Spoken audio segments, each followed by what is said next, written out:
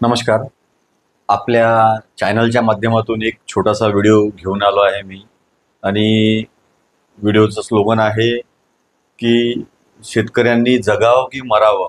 जे मकरंद अनासपुरे साहेबांनी आपल्या एका पिक्चरच्या माध्यमातून मांडलेलं जे शेतकऱ्यांकरता मनोगत आहे आणि शेतकऱ्याच्या व्यथा आहे ते मी या व्हिडिओच्या माध्यमातून जे आज कास्तकार खरंच अडचणीमध्ये आहे त्या शेतकऱ्याकरिता हा व्हिडिओ मी माझ्या चॅनलवरून शेअर करत आहे.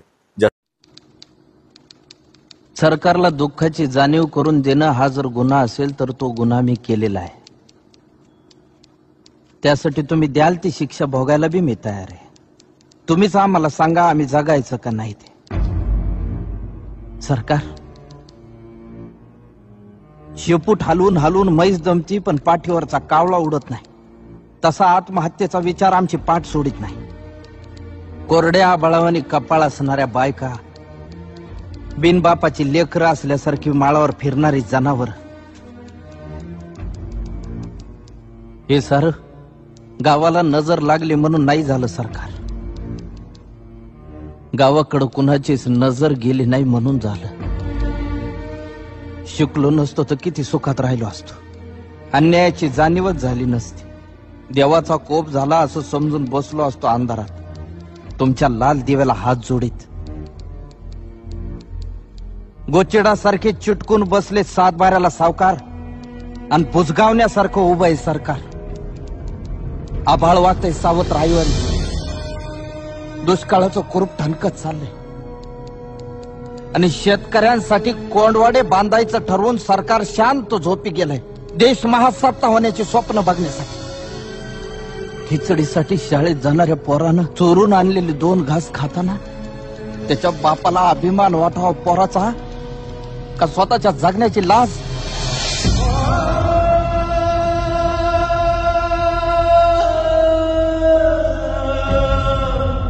अजून अंत पाहू नका सरकार. शेताचा मसनवाटा झालेला आहे. ज्या दिवशी शेतमालाला भाव मिळत नाही म्हणून उभं पीक जाळतो आम्ही, त्या दिवशी तुमच्या नावानं सुतकच पाळतो आम्ही.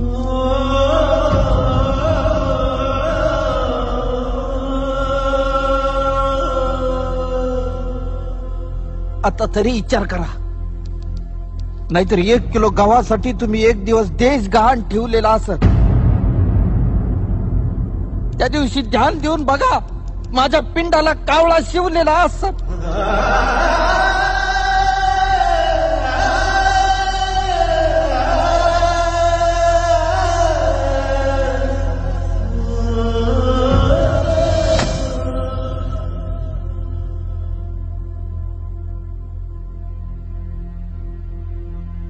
माझी काहीच तक्रार नाही.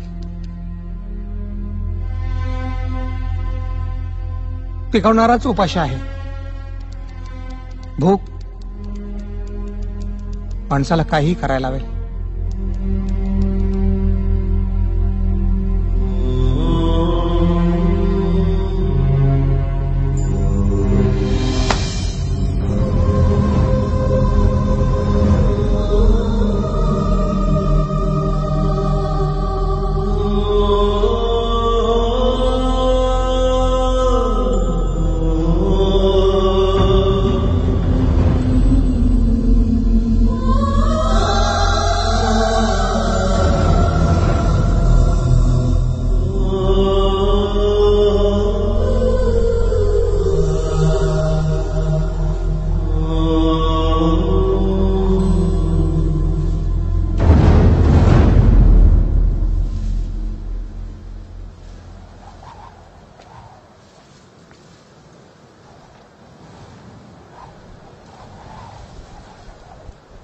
अशाच वावटळी उठायला लागल्या होत्या.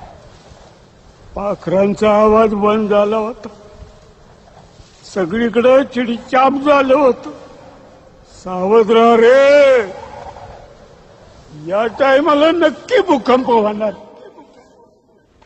आत्महत्या आणि हिंसा हे कुठल्याही प्रश्नाचं उत्तर नाही.